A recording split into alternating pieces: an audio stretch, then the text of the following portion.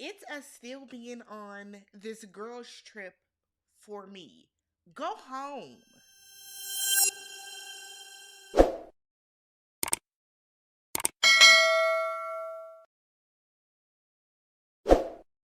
Hey everybody, what's good? What's up? Welcome. I'm Tammy. This is Tammy Talks.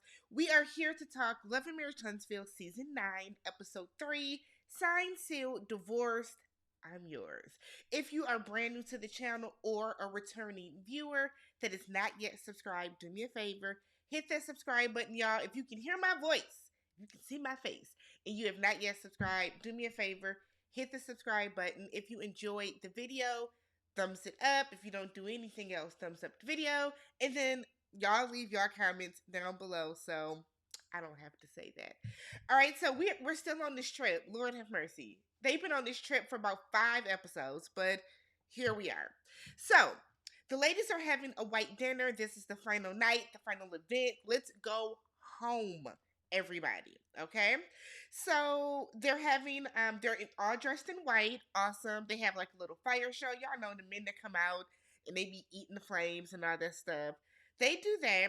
And then Melody is like, okay, Lauren, can I have you switch seats with Sunny? Somehow Sunny and Destiny were sitting right next to each other. Melody said she didn't want that. So they switch. So Kimmy goes on to say that she's never done a girls' trip before. She's never done one, but she's had a really, really good time.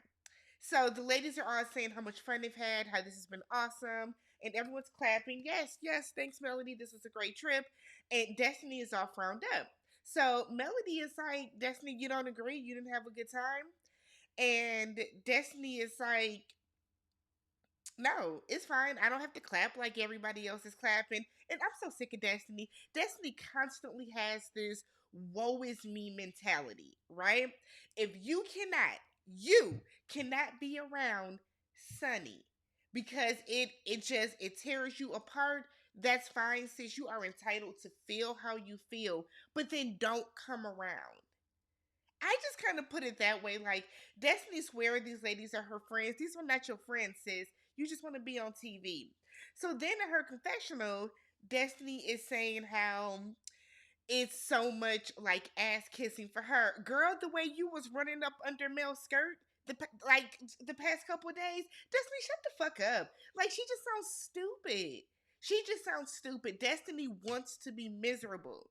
She does. She wants to be miserable, y'all. Destiny has been miserable from the time she came on this show. And I'm not talking this season. She just wants to be miserable. So then she announces to the table how she felt the way that her friends were asking Sunny about kids with her ex. And she says that that was low. And as a woman, she thought that everybody would kind of understand the ramifications of that. So Melody is like, look, I apologize on behalf of everybody here at this table.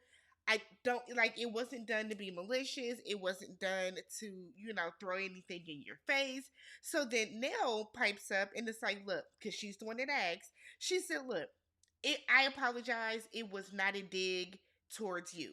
Destiny, instead of just saying, okay, I take it, I receive it, whatever, she's like, I receive it. But as a woman, you should have thought first. And Nella's like, I don't always think before I speak, okay? Some people just don't.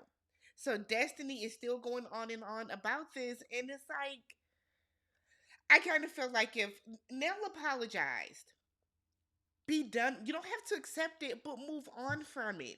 I don't understand Destiny.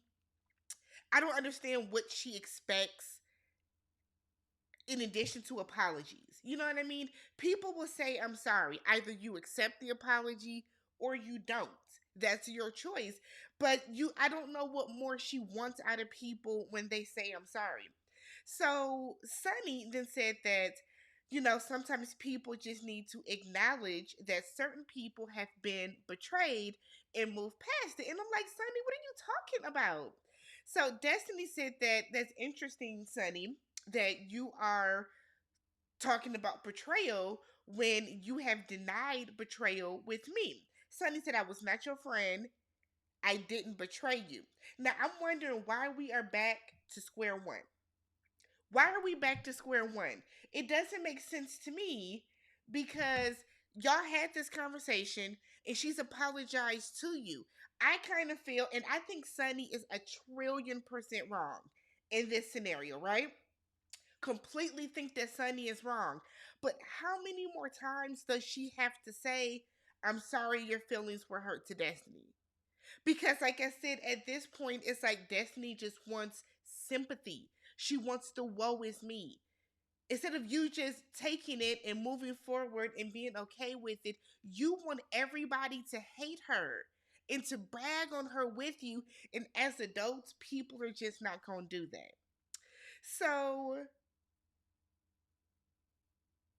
Destiny is like, well, Sunny, your energy towards me has been very stank. Like, I don't get it. Sunny is like, has it? And Melody was like, yeah, it was. You just made like a face, whatever. Destiny said, you've been giving me this energy since the entire trip. Now, we have all pointed out that Sunny has no reason to be mad at Destiny. You don't, sis. You don't. You have been low key rude to her. You do throw shots at her. You are not taking her feelings into account. So I don't like, one of y'all has to lead a group, to be real. One of y'all has to. So Shanita, it's like, well, it goes both ways. I was with Destiny. Shut up, Shanita. This don't concern you.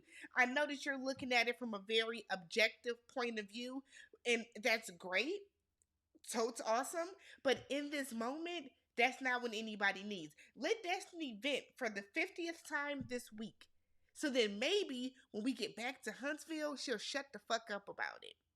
So the fact that they are still going back and forth about who cheated, who didn't, who this, whatever, stepped on toes. Again, at this point, Destiny either has to let that hurt go or just remove herself from the group. But like this, to me, this cycle that we're in, it just doesn't make sense, right? So Melody then said that she's gonna have everyone sign the group picture they took at the top peak where they took the ATVs up there. So it's a group picture. She's gonna have everybody sign it, and she's gonna give each of the ladies a copy of the picture. And then she reads a little poem, and then she gives everybody a white rose to signify a new beginning. Go home, everybody. Okay. So then we get Ken and Trisha. So they're talking about the trip. They're at like a little farmers market type situation. So they're talking about the trip, and Trisha is saying that it was a lot of drama. Not for you. None of it involved you. I guess I don't understand that, but whatever. So she's saying that there was a lot of drama. She said that Sunny tried to compare her and Moses' situation to her and Kim. And Trish is like, why? This is the thing, Trish. You yourself cannot explain you and Ken, let alone you being separated from your husband. And I don't know if Trish doesn't realize this. I think Trish is a liar. Because anytime somebody talks in circles and stutters and stammers the way that they do about something that involves their life, you're lying. You're lying. She talks in circles, and I guess she does it under the guise of, I don't want nobody in my business. No, but you come across as a liar, sis. That's the thing. You look like a liar.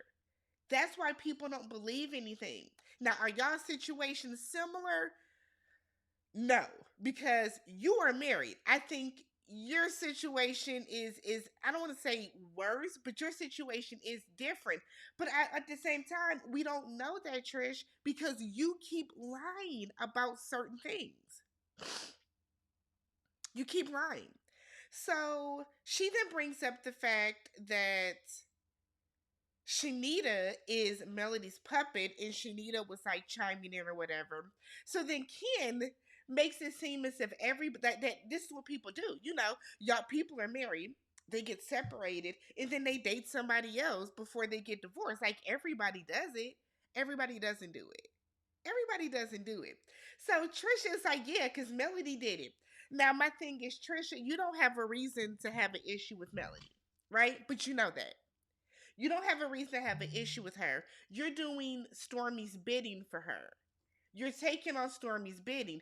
And my thing is, considering now that Stormy has left the show and you are out on the island by yourself, it doesn't look good for you to be throwing shade at people that haven't done anything to you. Melody didn't do anything to you. So if you were not messing with Martell while they were married, why would you feel the need to throw shade at her? You know what I mean? I thought that was odd. I thought that was very, very interesting. So Trisha brings up Letitia saying that she's been to Martell's house and she just wanted to address it before it got too weird, but she didn't want to address it the way that it was addressed. She wanted to talk to Melody separately so that Melody didn't think that there was anything um going on with them. And I'm like, I guess again, the omission, the way that Trisha is choosing to tell these stories, these situations about her, she makes herself look guilty. She just does. So Ken said that they are trying to make it seem as if Trisha was cheating on her husband and he's just a side dude. You are. You are, Ken. You are a side dude. She is still married. She's still married. So then Ken was like, well, Martell tried to play into it and make it seem as if there was more to it than it was. He doesn't like that. Apparently, this is when Melody and Martell were separated. Trisha was separated with her husband. So, according to Ken, it's fair game because everybody was separated. Okay. So Ken wants to now have a sit down with Marques, her ex-husband, so that they can get to the root of this. I guess my issue is, why did y'all wait until y'all were on TV to try to sort this out? I do not believe that this is the first time that Trisha's ex-husband has aired these grievances with him. I don't. I don't believe that this is the first time that has happened. So, but hey, we're on TV. Let's do it for free. Let's put all our dirty laundry out into the world. So we then get Kimmy and Maurice, and she's just so happy to be back with her husband that didn't care that she had cancer. But hey, if you like it, I love it. So she is saying that she doesn't like girls' trips. She wanted to get back home to be with her man. She wanted to get back home to be with him so she can cook and clean and do all the things around the house that he probably didn't do when you were gone. So she said that there's a lot of ups and downs on the trip, and that's why she don't like girls' trips. She's never been on a girls' trip, never wants to go on another girls' trip. And it's like, damn, Kimmy. Like, wow, Kimmy has really like changed over the past couple seasons. I'm not saying this for good or for bad, but Kimmy has just definitely changed. We'll say it that way. So she said that she didn't have any issues with anyone outside of Nell. She said that Nell likes to get in everybody's business. Remember, Kimmy and Tisha had an issue with the room situation, and they were outside talking to Melody. They had handled it. Everybody was cool. We were going to move forward. And Nell came out after just raging because her name wasn't on a cue card and she came or index card, and she came out and she just made everything worse. So they pivot and they start talking about who does she like more after this trip. And Kimmy shockingly says Trisha. I didn't think that. Okay, cool. So she said that Maurice is saying that Martell told them that Trisha wasn't bad enough, good looking enough for him to have slept with her. So nothing happened when she came to his house. And Kimmy is like, it depends on what people deem as nothing. If it's not a conversation, a situation, an instance, body language you would do in front of your spouse, then it's not really deemed as nothing. And that's true. To some people, kissing somebody is nothing. It's nothing. To some people, it's nothing unless you have sex, unless there's intercourse, unless there's penetration. So it depends on certain people. So Kimmy then said in the confessional that it looks worse because they aren't being straight up about it. Again, like I keep saying, Trisha is so weird about everything. She makes everything look worse for herself. So because Trisha can't just say, I went over to Martell's house. We were both separated. We kissed, nothing came out of it, and then that was it. She tiptoes around everything and just she's weird AF to me, y'all. So Maurice is like, well, look, the one thing that we do know is that all of this overlaps with her being married because she is married. Maurice then goes on to say that he believes that Ken loves Trisha more than Trisha loves him. And Kimmy was like, let's not say that out loud because we don't know. Maurice is very stuck on, well, I want to find out more about it. We got to get to the bottom of it. No, what y'all got going on in your house? Let's get to the bottom of what the Scots 2.0 got going on in their house. You still letting your ex-wife disrespect Kimmy?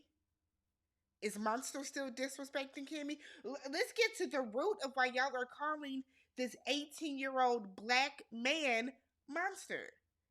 In Alabama at that. Oh my God, but whatever. So we get to Tisha and Marsau. The fact that she let them kids eat upstairs in their bedroom, the way my mama would never. We were not allowed to eat all through the house like that. You eat in the kitchen.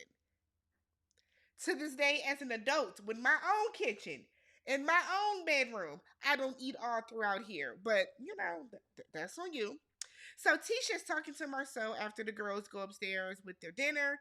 And Tisha immediately says, she said that she was Melody's real friend and called me the ops. Again, if you're not the ops, Tisha, why are you so offended by that? Tisha, you do oppy shit. You do. You can't say that somebody doesn't know you when we're basing it off of the show. Based off of the show, to me, you do oppy shit. I would call you the ops in regards to Melody too. But okay. Okay. So she then said, so Marcel was like, so I think I know her. How does she look? Is she tall?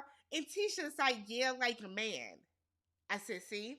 Now when she comes say something to your ass, don't get mad because that was rude. Even Marcel was like, don't do that. Don't do that. So Marcel was then like, if she's Melody's best friend, she won't be around long because y'all know the running thing on the show is that anybody that gets close to Melody, they don't stay around long because the moment that you say something that Melody does not agree with or that Melody does not want to hear, she is, she gets rid of you. So they're in the confessional saying, yeah, nobody's safe, even your family isn't safe. I said, okay, Tisha. Tisha, you be swearing that you and Melody are in a good place and y'all don't have no beef, but you be shading her.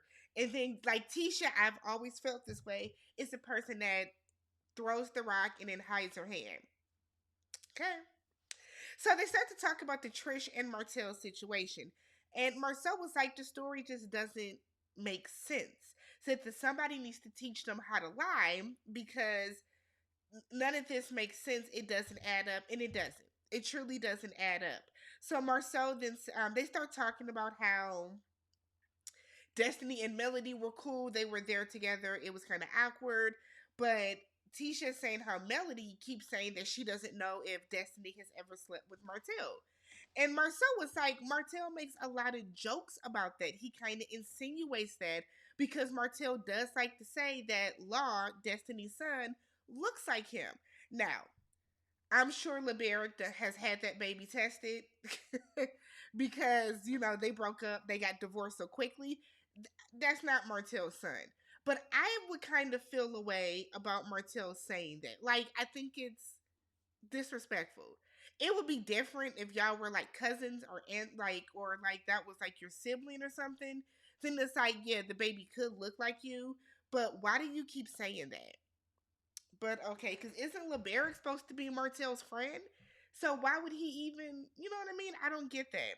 So Marcel was like, I can understand why Melody would kind of feel that way because Martell keeps saying it and saying it and saying it like it starts to put something in your head. So Marcel does not believe that Melody would teach Ariane how to respectfully cheat. And Tisha was like, yeah, that doesn't even make sense. Marcel was like, yeah, because no woman is going to do that. No woman is going to do that. So we then pan over to Trish and Ken. And this scene was so hard to watch because everybody's slow. Okay? Everybody is slow. Marques is not the brightest light bulb in the box. He is not the brightest crayon in the box. He's definitely not a yellow or orange. He's very much giving dark brown, okay? Something's not quite rotating with young sir. Now I don't know if he don't need to have the drink in front of him, but this was a very interesting scene. So they're meeting up with him. Marques comes in and said he doesn't know what to think about everything. Doesn't know what to think about the situation where we're all here. So Marques is like, Ken, you were putting heart eyes underneath her post on Instagram. You were putting the heart eyes there. So he's then like, you know, Trisha was saying that Ken was like her husband body goes. Like that's how she wants her husband to look. So basically they was doing some inappropriate conversation according to Marques. So Ken is like, we were not messing around when y'all were together. All we talked about was fitness. That's all we talk about now. So Marques is like, yeah, but women have different emotional connections, and that's true. That's true. And Trisha knows that's true. So then Marques starts saying he didn't leave his kids. He got a house around the corner. And Trisha is saying, and you still never came to see those kids. So Marques is saying that he wasn't seeing the kids because he kept getting excuses of like, well, so and so was at, what's their name? Zaria is at like a dance practice or dance recital. And my thing is, if you're her father, why aren't you going to her recital? If you're her father, why aren't you going to pick her up from practice? You know what I mean? Like Marques just seems like he's full of shit, to be honest. Marques seemed like he was the type that thought that he could F around and now he's finding out. And Trisha seems so detached from the relationship in this meeting, which is very different in how this is the same woman that at the top of the season, I guess second half of season 8, that did not even want to talk to him about getting a divorce. So it's weird how emboldened she feels all of a sudden now. I don't get it. So Marques said that he's asking Ken, do you hug my daughter at night? And then he's like, well, why wouldn't I know that? He then goes on to say that Marques, cut the umbilical cord. Trisha don't care about that shit. Who cares? So Marques has an issue with Ken because he doesn't know him as a man and you're around my kids and you know you're buying them stuff and you're taking them out the country and you bought my son a car. And Ken said, look, I'm the man in the house. I'm gonna make sure that things are taken care of in a way that is beneficial for my household. So Marques acknowledges that he needs to be a better father and he wants to be comfortable around his kids and around Ken. So, what I'm gathering from this is that Marques does not come around because he does not want to be around Ken or he doesn't want to see his kids interact with Ken. That's a you problem. You did abandon your children. You did. Because it's not like you just got a divorce or you separated from Trish and you were still getting those kids and those kids still acknowledge you as their father and you are still in their life in a very prominent way. You're not.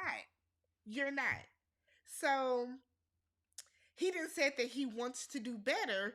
So Kim was like, look, I'm not trying to take your place. I look at it as the kids now have 3 people that can do for them, that can provide for them, that can instill wisdom in them, that can be there for them.